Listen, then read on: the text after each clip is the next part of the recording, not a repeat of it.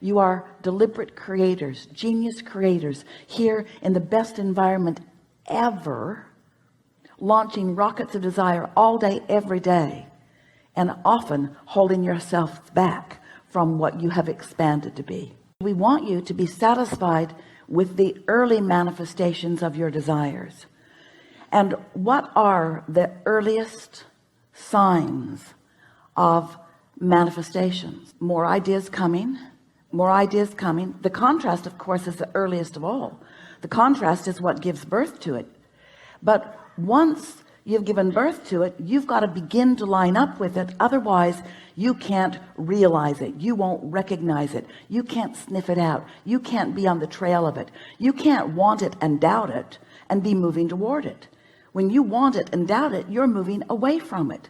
When you want it and feel nervous about it, you're not allowing yourself to be in the receptive mode of realizing it. Your path is being revealed to you all the time. The source within you knows what you've asked for and knows where you stand in relationship to what you've asked for, and is giving you continual guidance about how to close that gap between the wanting it and the full realization of it. You have these physical senses to translate the realism into its fullest form. So when a vibration is translated by you, the first thing that happens is you'll have a thought about it, and in the moment that the thought comes, you'll have an emotional manifestation, which is the indicator of how on pitch you are vibrationally with your desire.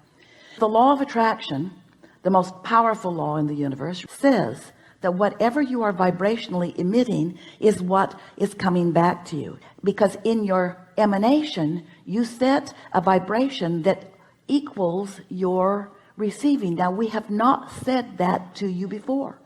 Do you know that you set your receptive mode by your transmission mode? What you focus on is how you focus your dial. So you can't be saying one thing and getting another. You can't be thinking one thing and getting another. You can't be feeling one thing and getting another. The universe does not hear your words. The universe is responding to your vibrational output.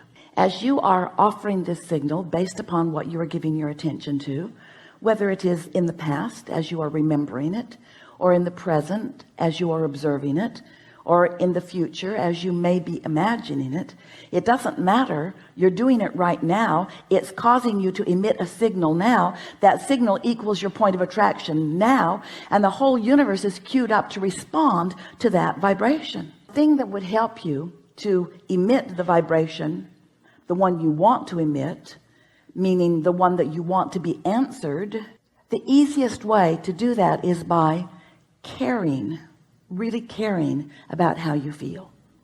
Because when you care about how you feel, you're alert to your emotions. You're alert to your emotions, which are your guidance system. Your guidance system, which is giving you constant in the moment feedback between what you've asked for. Another way of saying that is all that you have already vibrationally become, and what you're allowing yourself to realize in its full manifested form. In other words, you want to be aware of that gap. So here's how it works. Vibrationally speaking, you become an integrated being with that new desire that you have discovered. You have become this newly improved version. The larger part of you, the non-physical part of you that existed before you came into this body, that still exists in the non-physical realm even though you're here in this body, that part of you became that newly improved, that newly expanded vibrational version, and law of attraction is summoning all cooperative components to it. The question is, are you a cooperative component to your own desire? And the answer to that in many cases is no, not yet. I do not believe this thing I want. I'm giving lip service to it. Life keeps showing me that I want it, but I am so wrapped up. Most of my vibration is about what is, and we want to say to you, that's a bit of a problem, because if what is so vivid, you give your attention only to what is can't change much. you've got to let go of what is a bit. You've got to stop telling it like it is and begin telling it as you want it to be. You've got to lighten up. You've got to stop defending what is as if there is someone standing there saying, why is that? How'd you get there? What are you doing there? What are you doing? What are you doing? Why did you do that? Why aren't you further down the road? You've heard those questions, and you've developed a pattern of answering them that comes out in your personality, like defending yourself, or like justifying yourself, or like rationalizing.